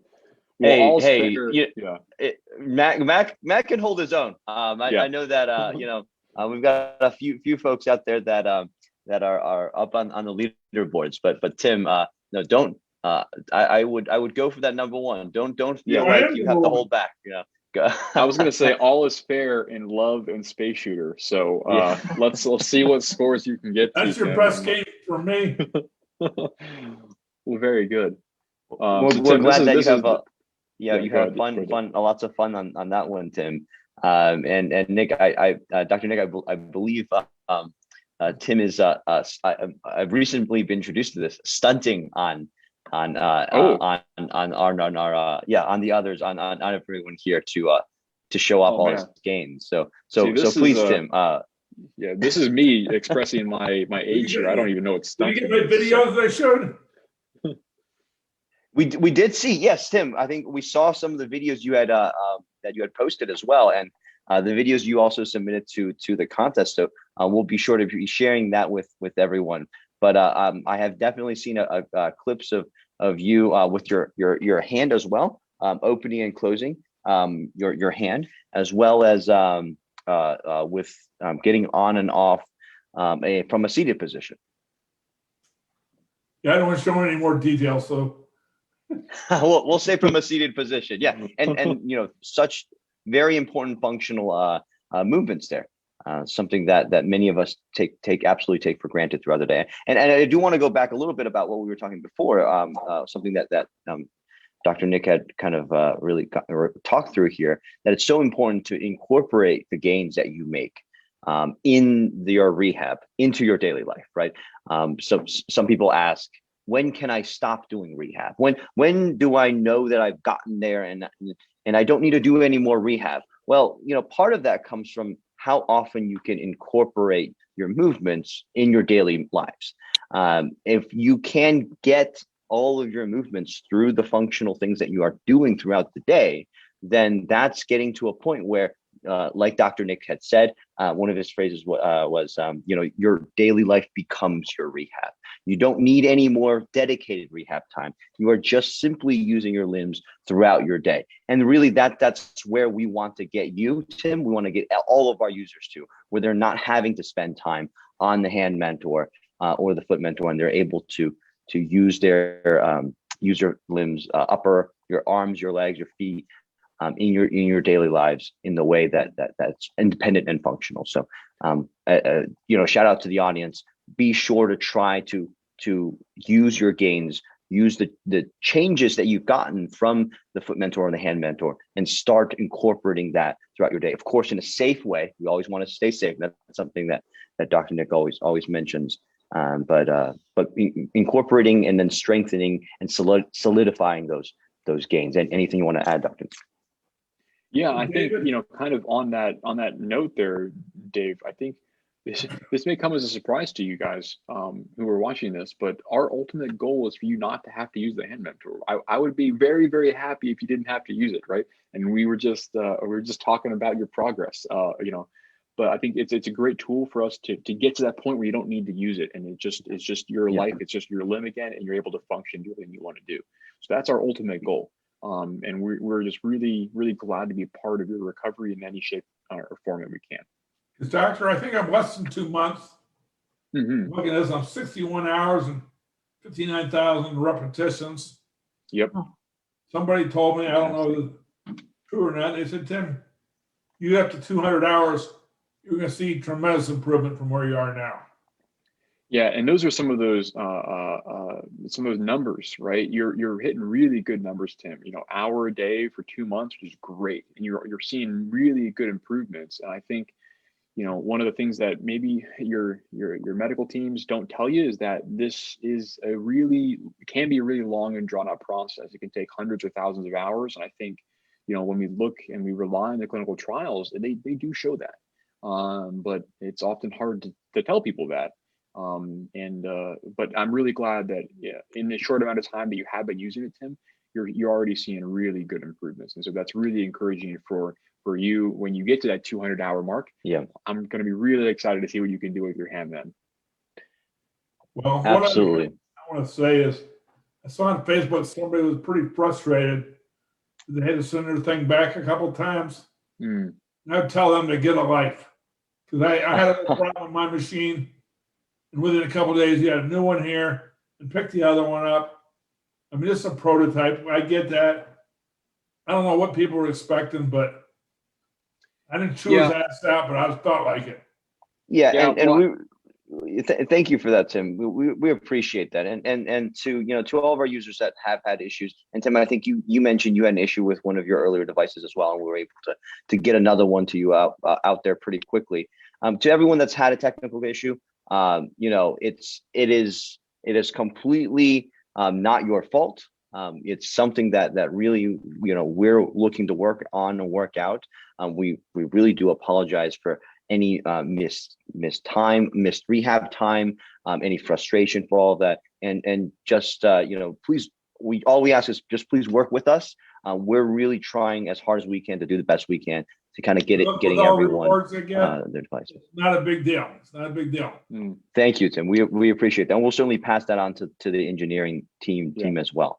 Dr. Nick, did you? Yeah, I have a couple things to add here. I think, first of all, Tim, I think thank you for that. It's always good to know that we're doing a good job, and we always have the impression that we can do better, right? And we are always trying to improve on everything we do. And I think one of the most important things for us is to hear when something goes wrong, such that we can fix it. So if something does go wrong, guys, don't wait 2 weeks. Let us know immediately, and we'll get on and try to fix things as quickly as we can, whether it's a technical issue, whether it's some settings issue. We're here to help. And so, and we're not perfect. We won't be perfect, and we apologize for that, but we'll do our best to help you get as much rehab as possible. So, so thank you for those of you who have been working with us and for giving us the feedback. It's really, really helpful. One other question. I hope I'm not talking too much. But no, not at all, Tim. So Brooks Rehab is in North Florida. It must have 40 locations, the neuro recovery, the whole bit. Not quite as good as Emory, but very good. And I tell them they need to get this machine. Anybody's going there for a month, they don't have the opportunity to see this. You need to get over there and get a salesman and get them on the, I can bitch at them all I want, but this is a game changer. Well, we appreciate that that feedback, Tim. And no, I think you're absolutely on point, and we want there to be more awareness of the hand mentor and the foot mentor. in the rehab community. Now we have devices in over, we have about 600-700 devices in clinics, just in clinics and hospitals all across the country. In every state there are clinics and hospitals with hand mentors and with foot mentors. But certainly there are a lot of hospitals and a lot of clinicians as well. Even if there is a Motus hand or a Motus foot in a hospital setting, not every clinician at that hospital may know about the hand mentor or the foot mentor. So, you're absolutely right. And we have more awareness to do. We're absolutely doing that. So we'll be happy to reach out to Brooks Rehab in the clinic that you had experience with to talk to those folks. But on the flip side, not with that Sabo thing, that's a joke. There's the Sabo there. So the Sabo and the Sabo for everyone. That Nick, maybe you can give a quick explanation of how the Sabo glove works for everyone in the audience that maybe not be familiar. Sure. Yeah, I think that's the Sabo is another therapeutic device that's designed to help you increase your range of motion of your wrist and your hand and your fingers too. It does rely on what's called passive actuation. So it has a set of springs that can kind of help you extend your fingers and your wrist. And it's used almost like we talked about earlier, that myoma, where it's used to kind of help accentuate that function that's often limited. That's the main difference. And I'd like to maybe talk a little bit about that really quickly. So Tim, you've had some experience with the Sabo glove. Is that something that you've used in your rehab? I looked at it, and my occupational therapist took a look at it and said, Tim, this is not for you because you don't have any problems extending your fingers. So I guess it works for people that have their fist all clumped like this to open it up, but I can open it up. Yeah. You can open up and you don't need that much. Maybe what you want to work on is a volitional control, being able to manipulate your hand, your fist, open and close, so that you can get to more of your functional tasks. So Dr. Nick, kind of going back to you from what Tim has been saying, what he needs, what he's able to do.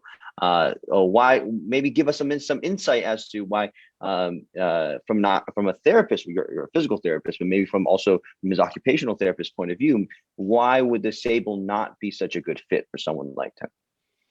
Yeah, I think one of the main differences is the dynamics, the temporal aspects, right? If we're talking about purposeful control of the upper extremity, it's not simply can you move, right? That's a minimum criteria. But if Tim has achieved that, he needs to have much more refined therapeutic exercises and interventions that are designed to really challenge him, to force him to use his arm and his wrist and his hand in much more complex ways. And that incorporates not only just the control, but also integrating maybe visual feedback, because we don't operate in a vacuum with our hands, right? We are involved in and we operate in a real 3D world. And so being able to have visual information coming in and being able to incorporate that into purposeful decision-making at upper extremity, super important. The other thing I might mention too is that the ability to do strength training, right? Like we talked about earlier, being able to actually have the forces applied to your hand to increase the strength of those digits and of your wrist and your hand, super important for function, right? Because it's one thing if I can actually make up the fist, make the aperture here to grab this cup, but if I can't actually generate sufficient force to hold the cup, it's going to slide, right? And I'm out of luck there. So it's a combination of complex things that have to be able to function together. There's a lot of steps. A lot of moving parts. And I want to maybe really think about something that you said where just opening your hand isn't sufficient. That's not simply enough. There's a lot of combinations of not only getting your hand open to the right size, but then being able to squeeze down and hold something. And maybe if I were to make the comparison to the Sabo, for someone that has trouble opening, maybe it's the Sabo is more of like a big hammer it's got all these springs, the Sabo glove, and that's something that can help open somebody's hand up. But once all it does is it keeps opening the hand. And maybe if I can make an analogy, it's something like a life vest for someone that's swimming.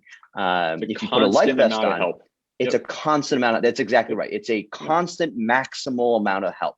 The Sabo glove will open up your hand within reasonable bounds, and a life vest is going to keep you floating. Pretty much no matter what, if you got it on right. But if you want to learn how to swim, and that's really, kind of the analogy that we're making here.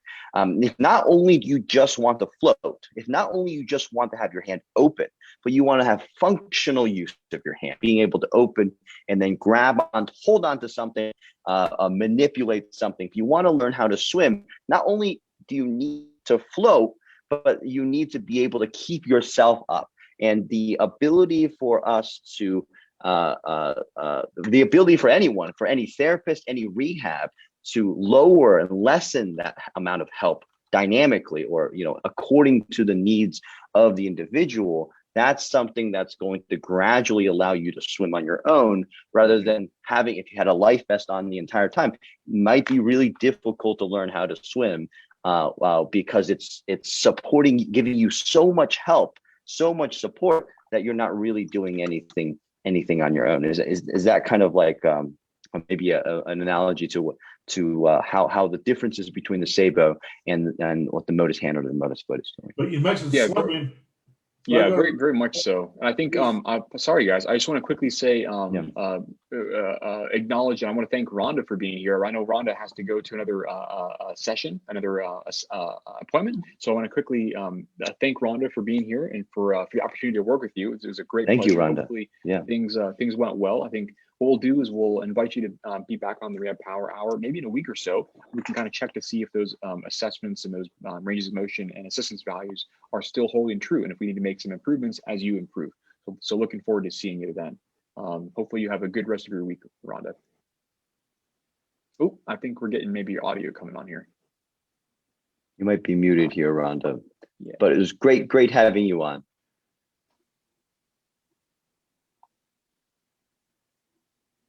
Can't hear you. That's okay, Rhonda. Oh, there we go, Rhonda. Thank you very much. Yes, of course. Helped significantly. Thank you. Very good. Yeah. Well, Rhonda, it was a pleasure working with you. I hope you have a great rest of your week. Okay, and we'll be in touch to have you back on the Rehab Power Hour in the very near future. Yep, headed to PT. So thank you. Okay. All right. Bye for now, Rhonda.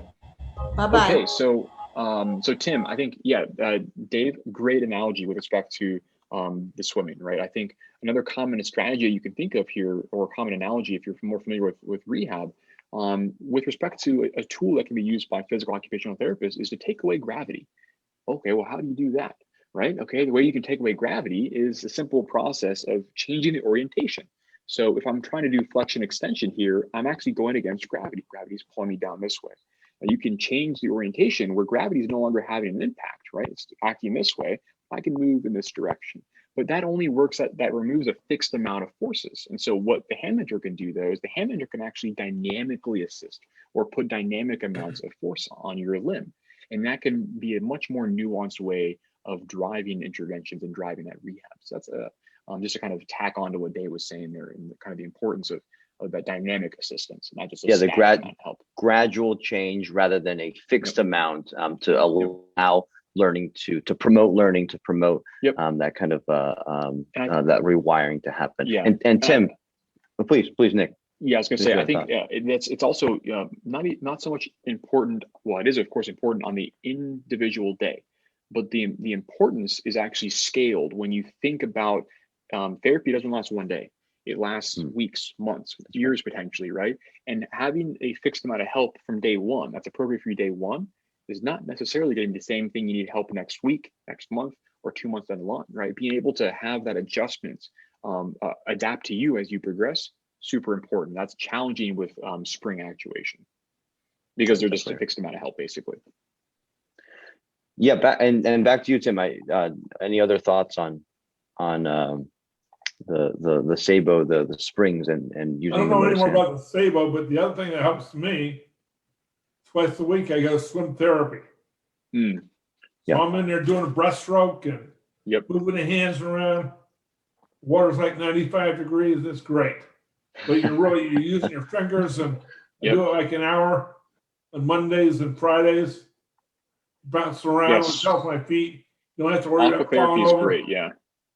Yeah, it's really great because it not only provides support, buoyancy, but it also provides resistance in all dimensions, right? If your limbs are submerged underwater, it becomes like good strength training in all dimensions, which is really good. So aquatherapy, a big fan of that. I used to be a swimmer.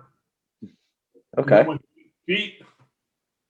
I don't think I need you have a device for the foot. I don't think I need that though. Good. Okay. Yeah. Good. I'm able to walk and I don't.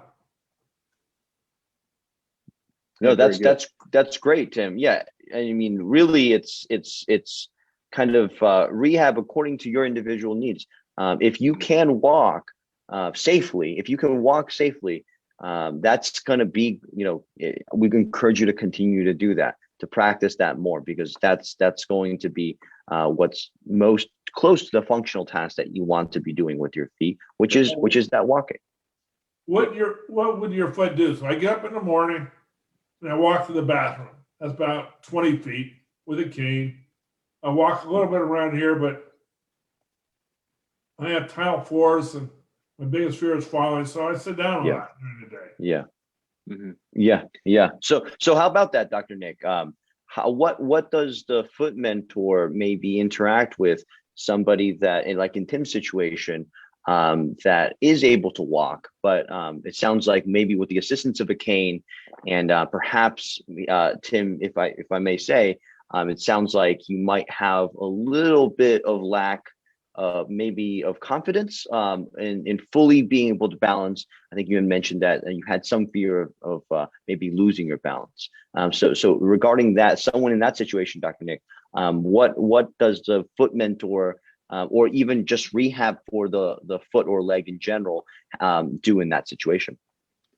Yeah, I think there's multiple components here that are super important to talk about. One of them is the capacity. Of course, the capacity is sort of the foundation by which we build this off of, and that is the range of motion to actually stand up, right? To have the physical alignment of your bones and your muscles to do this, and also have to have the strength to support your body weight in a standing position.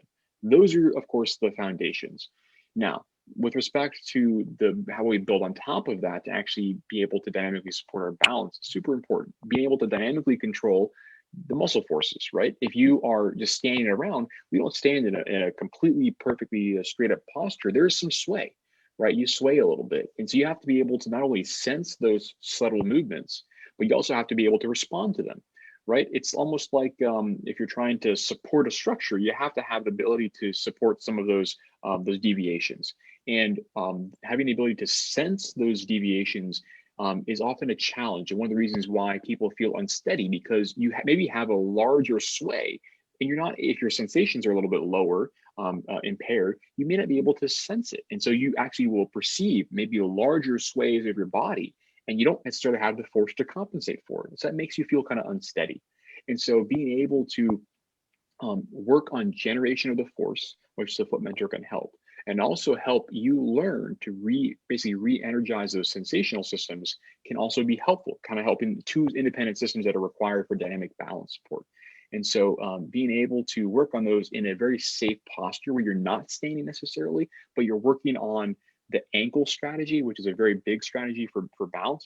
There's really two strategies. There's a knee strategy, a hip strategy, and the ankle strategy. And with a foot mentor, you can work on the ankle strategy. And a very stable posture can really help you gain confidence of just walking around your own home.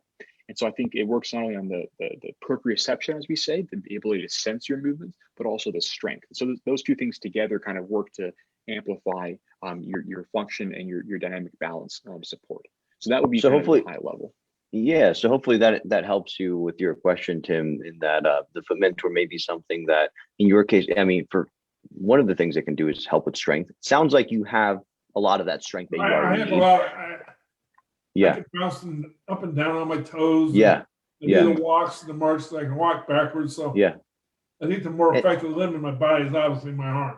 Sure. Yeah. So one of the things the foot mentor does is the strength. That it sounds like you're good with that. Another thing that Dr. Nick mentioned with the foot mentor that helps with is that balance. Is that kind of the being able to shift the way that you're positioning the forces or the tilt or the sway of your body and correct for some of that sway or that off balance using the bottom of your foot. Kind of in this, I think Dr. Nick likes to call it the off-sagittal plane movement, but really kind of that side to side movement that helps you stay balanced even on an uneven surface or on an uneven platform or any flat surface as well. So that might be something that we could perhaps look into. But it very much, Tim, it sounds like you're doing well with your current walking. And if that's what's working, I encourage you to, I think we all encourage you to keep doing that. A lot of walking in the water, walking one end of the pool to the other. So. Yeah, that's good, Tim. I think one of the challenges though with aquatherapy with respect to water is at some point, because we don't walk around in water, right? So we have to translate that to overground therapy. And that's where it becomes a little bit challenging because of the safety concerns of you doing that independently. And so if there's strategies that you can use to gain up those skills in a safe environment when you're at a seated posture, that could be helpful. Yeah. I think Dr. Nick is saying that maybe it's good to practice in the water because it's a little bit easier in the water, but maybe you've graduated with it's still great to do your aquatherapy, but in respect to walking, if depending on how advanced you are, it may be a good time to also be practicing outside the water because that's where we spend a lot of our time. And with balance issues, it's a little bit harder to correct for a balance issue outside of the water than inside the water, where it takes a long time for you to completely tilt over in the water just because of how much resistance the water has relative to the air. But I want to kind of get back to I think something you had mentioned earlier, Tim, with doing rehab that's working. That's kind of a theme that we really like to talk about as well. We every stroke is different, right? Everyone's heard that. Every stroke is different. Everyone learns and recovers differently. If you find a type of rehab that's working for you, that's getting you gains, that's really what you should continue to do. You guys are top of the pack as far as I'm concerned. Thank you. Well, we're glad that the Motus Hand Mentor is working well for you. And certainly, we respect that it's not going to work for everybody. And there's nothing wrong or different or weird about the people that the Motus Hand or Motus Foot works for, and it doesn't. It's just a simple fact that we are different and everybody is different. And when we're so happy, Tim, that the Motus Hand has had such a positive impact on you. And I do want to talk a little bit about that. You were saying about how when you were doing rehab, what you were doing maybe wasn't working as well, or you weren't seeing as many results. Can you tell us a little bit about what type of rehab you were practicing, or what type of, especially for the hand, right? Because I think you said you had seen a dramatic shift in the amount of progress you made. What types of rehab were you doing with the hand, every day and how is that different? The OT guys was great, but they had a lot of machinery, and I remember the first, they do the e-stimulus. They give me some blocks and say, hang on to these, Tim. And pick up some cards, and that was kind of hard for me to do. And okay. So there were some activities that were being done as well. It was a rotation. We do those every day, different activities. So it's giving me a taste of everything, but it wasn't really making much headway. And if I may ask, Tim, was it that those activities were boring, not entertaining, or do you think that why do you think that it wasn't giving you as much progress? They give you a ball to squeeze on and say, I think really the hand mentor, because I'm using the muscles all the way up and down my forearm. I think that was right there. Because trying to hold on to the block, I don't have them around here, and pick it up, I felt like I was a machine trying to do a robot or something like that. And it just wasn't going very well. Okay. I couldn't even. They put a Velcro ball on a dartboard. I couldn't even pull it off. Now I'm opening my mail. That's great. That's great. And we're glad that, you know, that Motus Hand Therapy is involving more of your arm, I think is what you had mentioned.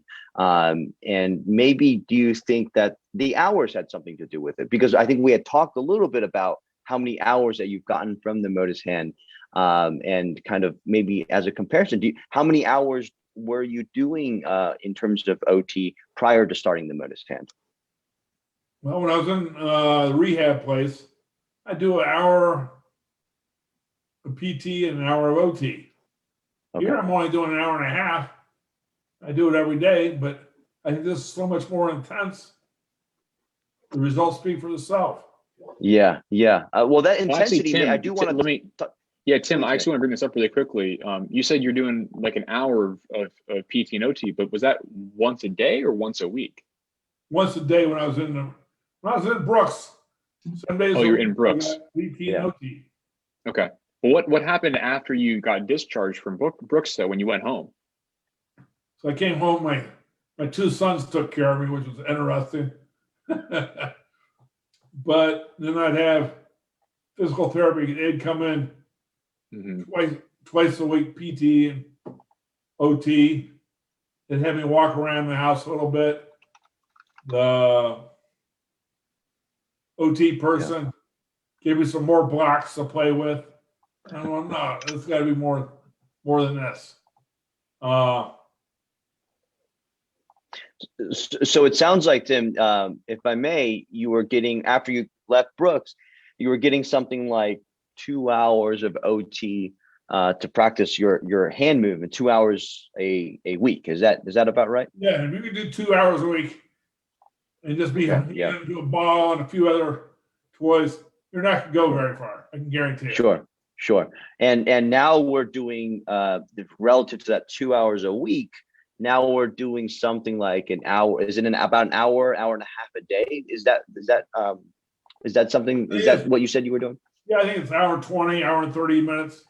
Yeah, about an hour and a half a day. So I mean, relative to a full week, right? If we just kind of multiply that out, you're getting about 10 hours now, close to 10 hours a week, relative to before when you were doing 2 hours a week. So that fivefold increase in the amount of hours of rehab, and we've talked about before on Rehab Power, that's so important, the total amount of rehab that you're doing in terms of predicting how much function that you're getting. So that's of course a single element, the amount of time. Now, I do want to touch on something that you had mentioned, Tim, the quality of that time, the amount of repetitions that you are doing.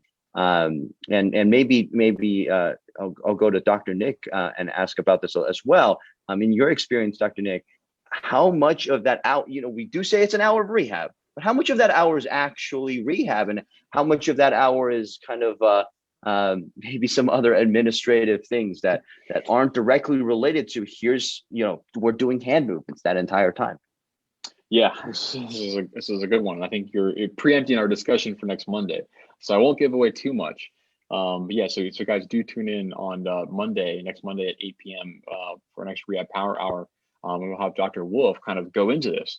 But really fundamentally, what happens in the outpatient setting is a lot of our time is spent doing maybe education, which is of course important, but that detracts from the nuts and bolts, really. A lot of PTOT time. When you say our time, you mean PTOT time. Yeah, clinic time. Yeah. I think a lot of that takes away from what's called the active medicine. And in this case, the active medicine is the movement, is the purposeful movement.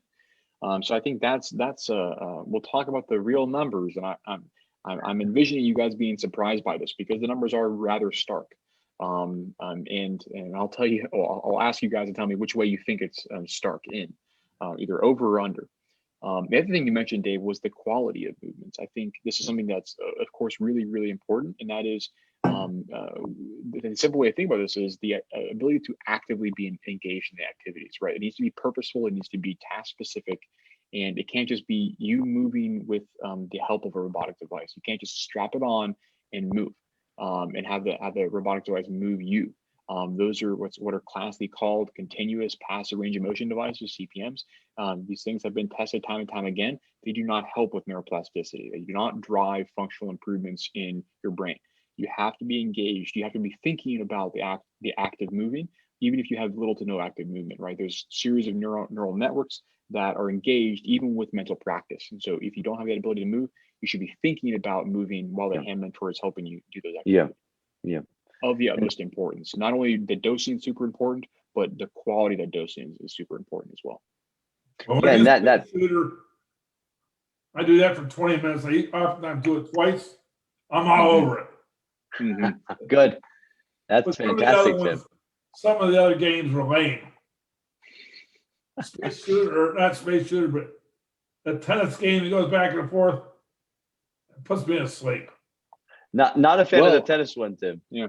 Well, I say this, Tom. I mean, this is important to know, right? I mean, not everyone's going to be super happy about all the games, right? And this is one of the reasons why we have 20 or so of the individual games, because people get, attached. They enjoy certain types of games, and we want to have a diverse cast of activities that will help you get as much rehab as you can. And so certain people like cosmic tennis. Certain people don't, and that's okay. But we'll continue to try to improve.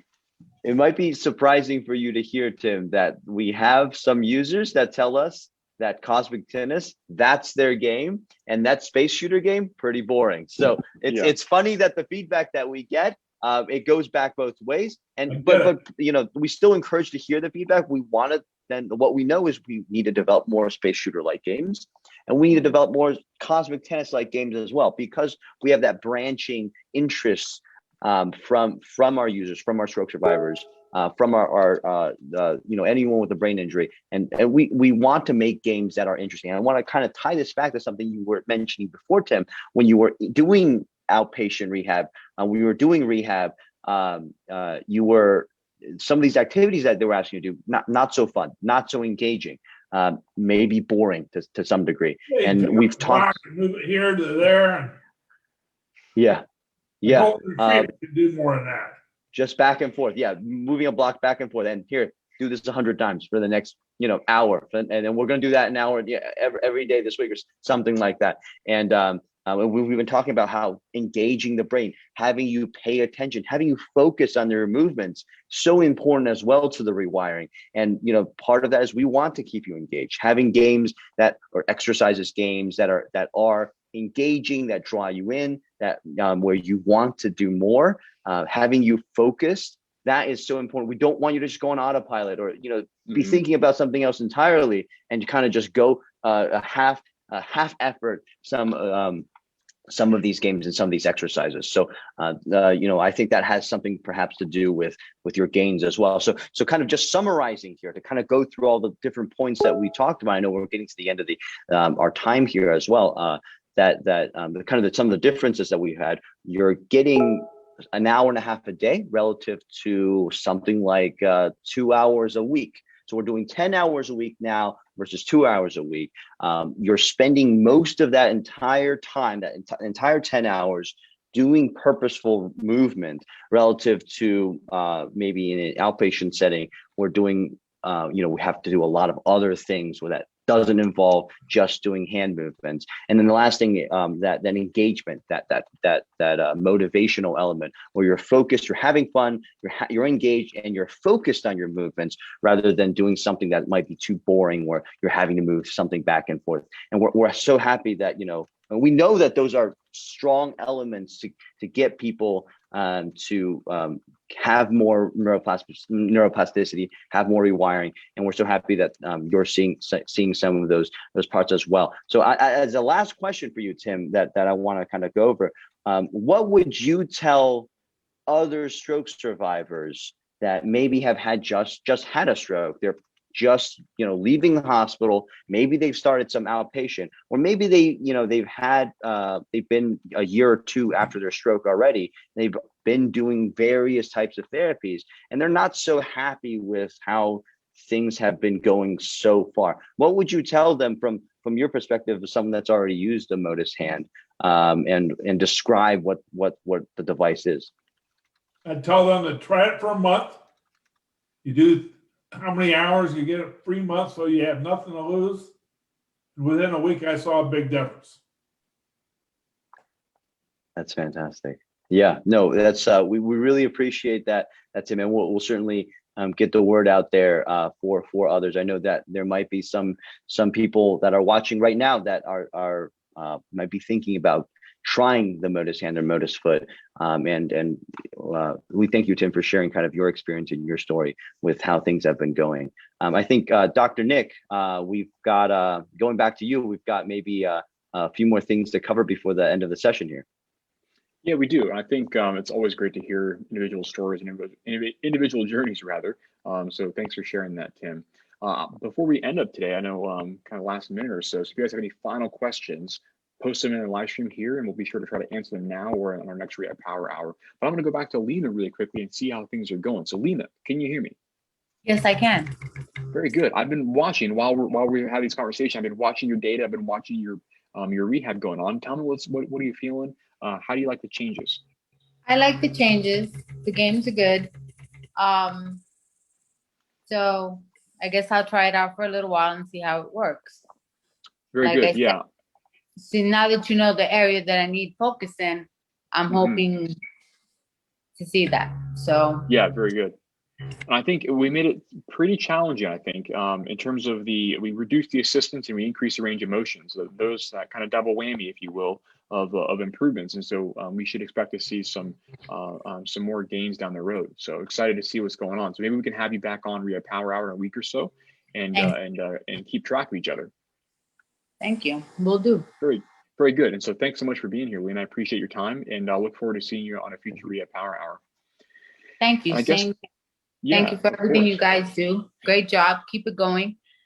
I refer this to everybody that I know that's had a stroke. Like my sister had a stroke 10 years ago, and she really didn't do PT/OT, but she does a lot of things on her own. She learned how to cook and clean by herself. And like I tell her, I want you to look into this because you have nothing to lose and maybe something to gain, because in difference, she's stuck. You know, her hand is stuck to her. But like I said, you got to try, you got to invest into yourself to get what you need out of your therapy. So if you don't invest the time and a little bit of investing financially in yourself, you know, you don't know where you're going to be. So I'm trying to get her to get this. She has nothing to lose. That's such a positive message, Lena, and we appreciate, you know, kind of spreading the word. Certainly we'd love to talk to your sister and talk to her directly to see if it's something that could be good for her. And of course, you know, if it's not, that's okay too. Like you said, that giving it a try, that's so important, because it could be something that can be so helpful. Yep. I've gotten her to do some of the exercises that I've learned. So I know that if she hears a little bit more about it and she sees that I've had success with it, she'll open her mind to it, because she's always asking me, so what are you doing now? So I try to show her the games and I say, I'm doing therapy. And she's like, at home? And I'm like, yeah. So it's something that maybe I can get her to do. Yeah. Well, we're glad to help in any way we can. Of course, you can have her talk to us, and we're happy to go through everything with her. Appreciate that.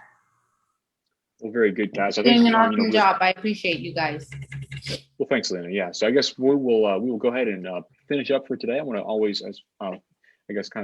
wrap things up with a big thank you to everyone.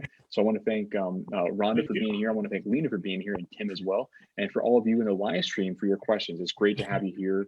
Great to have the discussion.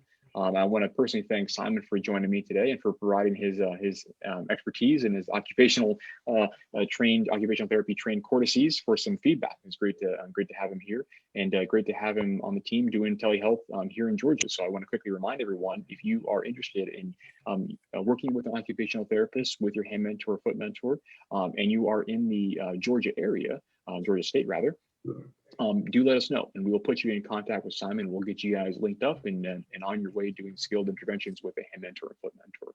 So I guess with that, guys, I just want to remind you, our next Rehab Power Hour is, I think, Friday at 7 p.m. So do join us then. That is Eastern time, and I think we will end there. And I guess everyone have a great rest of your week, and we'll look forward to seeing you on Friday. Thanks so much, guys. Sounds good. Have a great day, guys. Okay. Bye for now, guys. Thank you. Thanks, everyone.